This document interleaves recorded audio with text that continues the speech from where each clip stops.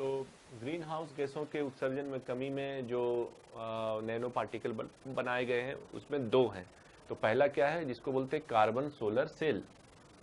तो पहला क्या है कार्बन सोलर सेल।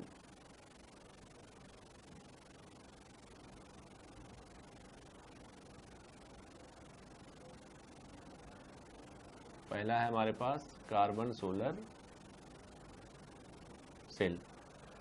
तो आपने देखा होगा कि जो हम अपने घर में जो लाइट लगाते हैं, सोलर लैंप लगाते हैं, उसमें प्लेट्स होती हैं। प्लेट क्या होती हैं? प्लेट ऊपर से सौर ऊर्जा को ग्रहण करती है, अपने में ऊर्जा स्टोर करती है और उसका रूपांतरण करती है विद्युत ऊर्जा के रूप में। उसमें क्या लगा होता है? तो बेसिकली उसमें जो लगा होता है वो होता है सिलिकॉन। तो जो आप देखते होंगे कि जो धूप में रखते हैं हम जो प्लेट, और प्लेट जो सौर ऊर्जा को ग्रहण करती है उसमें सिलिकॉन लगा होता है।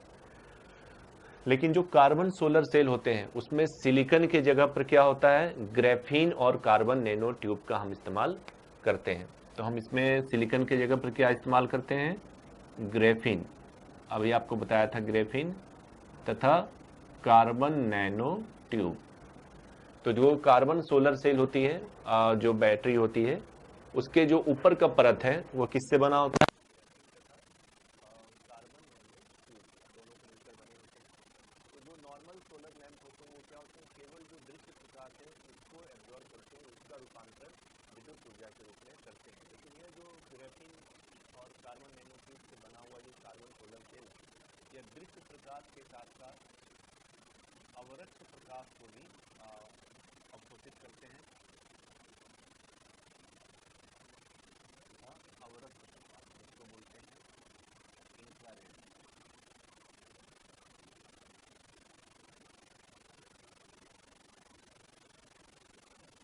और इसको बोलते हैं विजुअल रेज।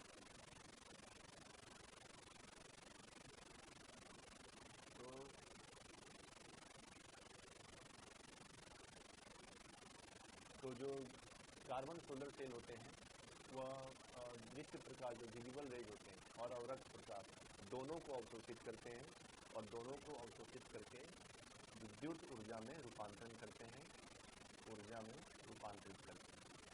विद्युत ऊर्जा में रूपांतरित कर देते हैं।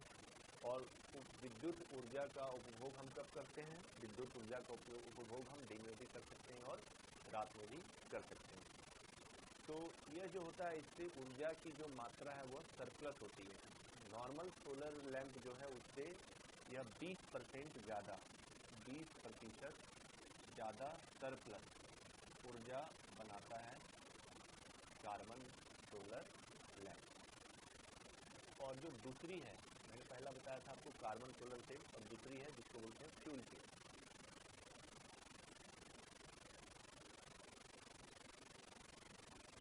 फ्यूल सेल, इसको हिंदी में ईंधन सेल भी बोलते हैं या इसको हम गैस सेल भी बोलते हैं, या ईंधन सेल भी बोलते हैं।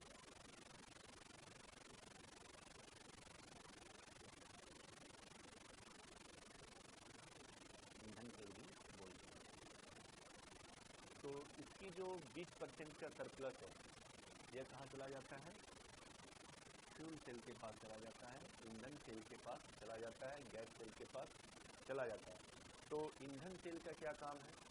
तो जल के विघटन के द्वारा जो हाइड्रोजन और ऑक्सीजन बनता है उसको ये अवशोषित करते हैं। ये क्या करते हैं?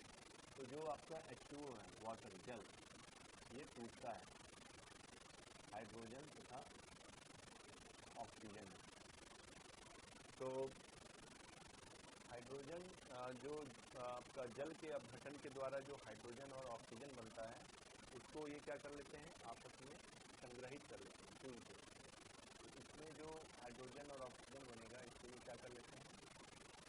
फ्यूल से संग्रहित कर लेते हैं। और इस प्रक्रिया में ऊर्जा की मांग को कम करने के लिए उत्प्रेरक के रूप में प्लेटिनियम नैनो तकनीक का हम इस्तेमाल करते हैं। इसमें क्या होते हैं? प्लेटिनियम आधारित नैनो तकनीक, प्लेटिनियम आधारित नैनो, प्लेटिनियम आधारित नैनो तकनीक। तो जल टूटता है और हाइड्रोजन ऑक्सीजन की निर्माण होती है, और इस हाइड्रोजन और ऑक्सीजन को ये क्या कर लेती हैं, संग्रहित कर लेते हैं। और इस प्रक्रिया में जो ऊर्जा की मांग है उसको कम करने के लिए हम क्या करते हैं, प्लेटिनम आधारित नैनो तकनीक का इस्तेमाल करते हैं। प्लेटिनम आधारित नैनो कण का इस्तेमाल हम करते हैं। तो यह सेल क्या होता है, तो दिन में जो 20% का सरप्लस कार्बन सोलर सेल ने बनाया था उसकी ऊर्जा का ये उपयोग करते हैं। दिन में जो 20% सरप्लस था उसका ये उपयोग करते हैं, उपयोग करके हाइड्रोजन और ऑक्सीजन की जो टूटने की प्रक्रिया उसको बढ़ाते हैं। तो बढ़ाने से क्या होगा, तो नैनो सोलर सेल और फ्यूल सेल के संयोजन के द्वारा हम क्या कर सकते हैं, ऊर्जा की मांग को ज़्यादा से ज़्यादा आपूर्ति किया जा सकता है। एक तो आया आपके पास जो कि सोलर लाइट से आया, और दूसरा क्या आया, जल के विघटन के पश्चात जो ऊर्जा आपके पास आई। तो ये आया सीधा सोलर सूर्य की ऊर्जा से, और ये ऊर्जा कहाँ से प्राप्त हुई, जल के विघटन से। तो जल के विघटन की प्रक्रिया को हम कितना बढ़ाएंगे, ऊर्जा की मात्रा कितनी बढ़ेगी। जल के विघटन की प्रक्रिया को हम कैसे बढ़ाएंगे, तो प्लेटिनम आधारित सोलर तकनीक के इस्तेमाल के द्वारा हम उसको ऊर्जा की मात्रा, ऊर्जा की जो आपूर्ति है उसको बढ़ा सकते हैं। तो कार्बन सोलर सेल और फ्यूल सेल के द्वारा हम क्या कर सकते हैं, इसके प्लस मात्रा है उसका निर्माण हम कर सकते हैं। और इससे क्या होगा, तो इससे यह होगा कि हम बिजली का खपत हमारे पास कम होगा, या पूर्ण रूप से शुद्ध बिजली हमें प्राप्त होगी, जिससे कोयला जलाना, थर्मल पावर प्लांट के द्वारा जो बिजली उत्पन्न होगी, ये सब में क्या होगी, कमी आएगी और हमें बिजली की सरप्लस मात्रा प्राप्त होगी। तो जो फ्यूल सेल है क्या करते हैं, तो फ्यूल सेल किससे बना होता है, प्लेटिनम आधारित नैनो तकनीक से बना होता है, जिसका मुख्य कार्य क्या है, हाइड्रोजन को जो जलवाष्प है उसको तोड़ना।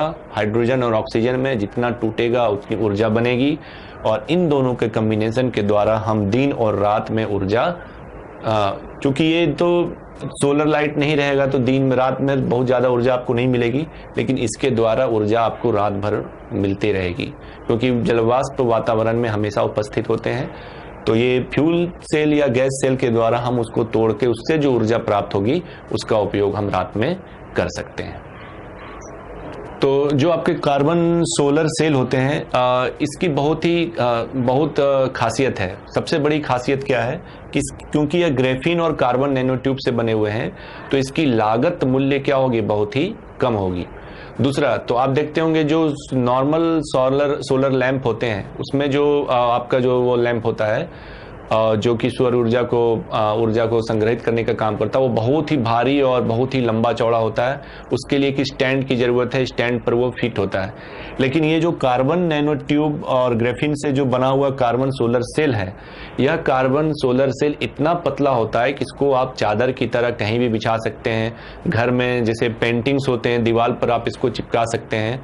तो ये क्या होती है, बहुत ही पतली परत होती है। तो इसके लागत मूल्य तो कम है ही, इसको ले जाना और इसका उपयोग करना भी बहुत आसान है। तो और दूसरी क्या है, इसके जो चालकता के गुण हैं वो भी क्या है, बहुत अधिक है। और इसके प्रतिरोधक का मान न्यूनतम होने के कारण ऊर्जा का संवर्धन बहुत ही ज्यादा हो सकता है।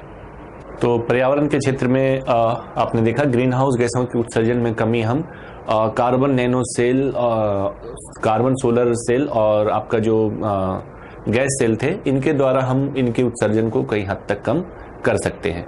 और जो दूसरा है वो है प्रदूषकों की सफाई। एक तो हुआ कि हम प्रदूषक बनाए ही नहीं, अगर प्रदूषक बने हुए हैं तो उसकी सफाई भी बहुत ही जरूरी है।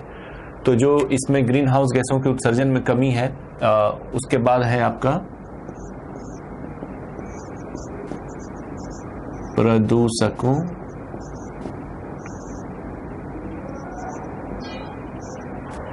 प्रदूषकों की सफाई।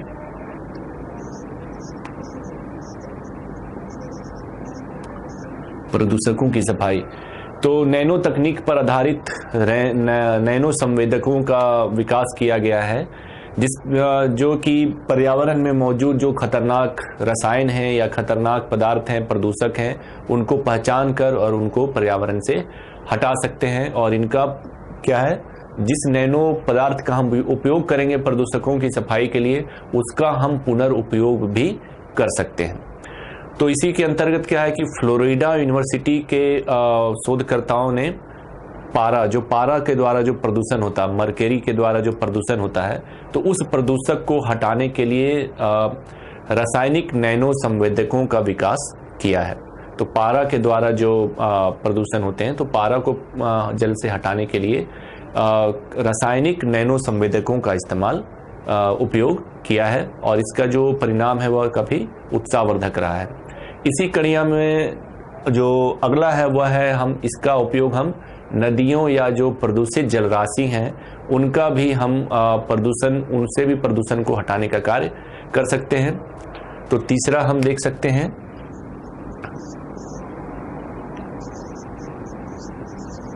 नदियां एवं जलराशियां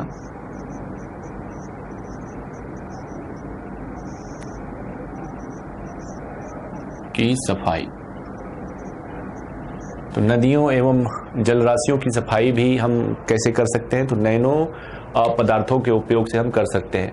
तो Indian institute of science Bangalore के वैज्ञानिकों ने सीजियम ऑक्साइड और सिल्वर सॉल्ट,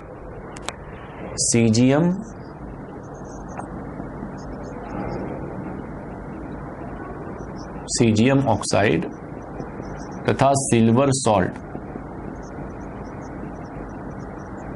सॉल्ट पे आधारित एक चिप का निर्माण किया है। चिप, जिस तरह चिप होता है आपका सिम कार्ड की तरह, उस तरह इन्होंने एक चिप का आविष्कार किया, बनाया है, जो कि सीजियम ऑक्साइड और सिल्वर सॉल्ट पर बेस्ड है, इसी के द्वारा बनाया गया है। तो इससे बने जो नैनो चिप हैं इसका विकास किया गया। यह नदियों में उपस्थित जो हानिकारक पदार्थ हैं, हानिकारक रसायन हैं, हानिकारक जीवाणु हैं, उनको नष्ट करने का काम करेगा। और इस परीक्षण स्तर पर इसका प्रयोग किया गया है, और परीक्षण स्तर पर इसका उपयोग हमने एक नदी में किया, महानदी में हमने जब इसका उपयोग किया तो वहाँ पर परिणाम हमें बहुत ही अच्छे मिले। तो ऐसा हम मान सकते हैं कि भविष्य में हम इनका उपयोग जलराशियों और नदियों से प्रदूषक की सफाई के रूप में कर सकते हैं। तो जो यह जो नैनो चिप है, यह नैनो चिप किस पे आधारित है? सीजियम ऑक्साइड तथा सिल्वर सॉल्ट। इसी के अंतर्गत जो इलाहाबाद विश्वविद्यालय का जो भौतिकी विभाग है, उन्होंने टाइटेनियम फेराइड एक नैनो तत्व है। तो टाइटेनियम फेराइड के प्रयोग से नदियों, तालाबों तथा पेयजल के शुद्धिकरण के लिए एक प्रणाली का विकास किया है। उसी के क्रम में डीआरडीओ ने चांदी नैनोकण और नैनो चुंबकीय पदार्थ पर आधारित एक नैनो प्रणाली का विकास किया है। उसको क्या बोलते हैं? एक नैनो फिल्टर बोलते हैं। तो ये फिल्टर क्या करेगा? यह जल से क्रमशः जैविक कारकों और अजैविक कारकों जैसे भारी तत्वों की मात्रा को क्या करेगा? कम करेगा, और इसे पीने योग्य बनाया जाएगा। तो ये जो आपने देखा, पहला आपने देखा था स्वास्थ्य के क्षेत्र में, दूसरा आपने देखा पर्यावरण के क्षेत्र में नैनो तकनीक का उपयोग। अब हम देखेंगे नैनो तकनीक का उपयोग ऊर्जा के क्षेत्र में।